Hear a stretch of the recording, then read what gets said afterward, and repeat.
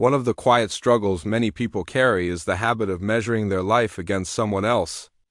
We look at another person's success and ask ourselves why they're ahead and why we're still behind. What we forget is something simple, yet powerful. Their road was never meant to be our road.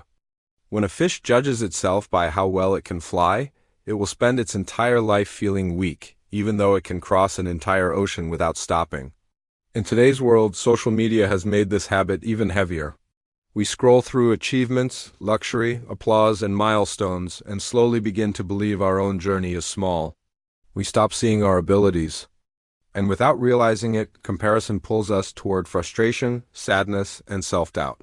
This story is for anyone who has ever whispered, "I'll never be like them." Listen closely, because one idea here may completely change how you see yourself.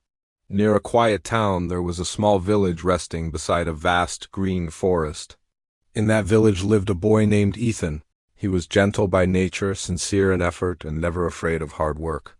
Yet his heart was heavy, because one habit never left his mind. Ethan compared himself to everyone. When his friend Liam topped every exam, Ethan felt small. When his neighbor Ryan lived comfortably, Ethan felt behind. Even watching someone run faster than him made him question his worth.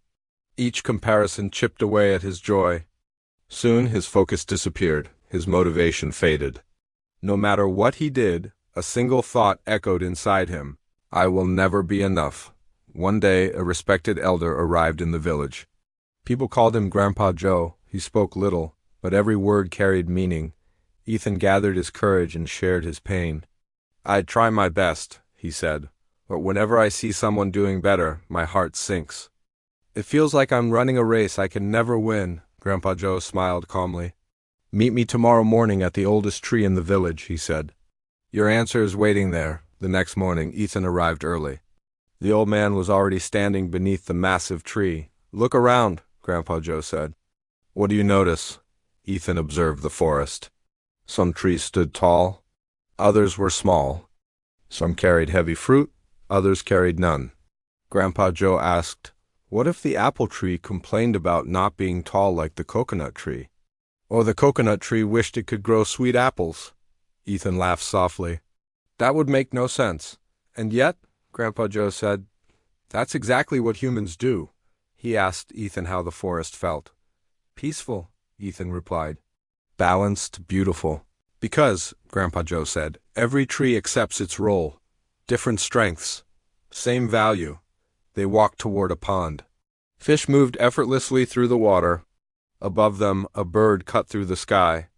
"Imagine," Grandpa Joe said, "if the fish felt useless because it couldn't fly." "That would be foolish," Ethan replied. "They're meant to swim," Grandpa Joe nodded.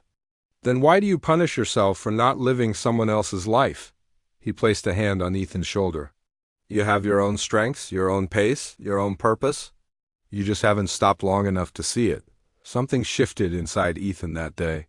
For the first time, comparison loosened its grip. From that moment on, Ethan focused inward. He worked on what mattered to him.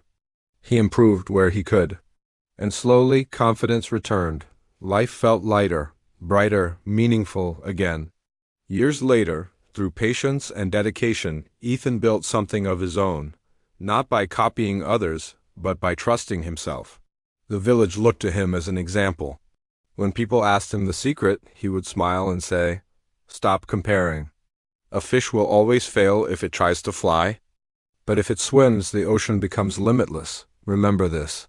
The sun and the moon don't rise together, yet both are essential. Find your path. Walk it your way." That's where real success begins.